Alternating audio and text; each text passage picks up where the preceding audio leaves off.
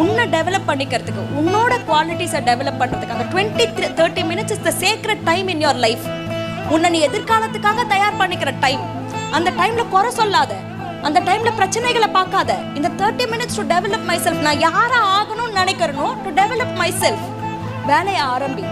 தினம் தினம் தினம் தினம் தினம் தினம் பண்ணு. பலனை எதிர்பார்க்காத. தினம் தினம் தினம் தினம் தினம் தினம் தினம் பண்ணு.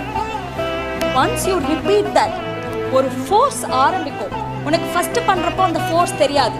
ஆனா அதே 30 நிமிஷம் நீ தினம் தினம் தினம் தினம் தினம் பண்றப்போல ஒரு பாயிண்ட்ல திரள ஆரம்பிக்கும் வேகம்.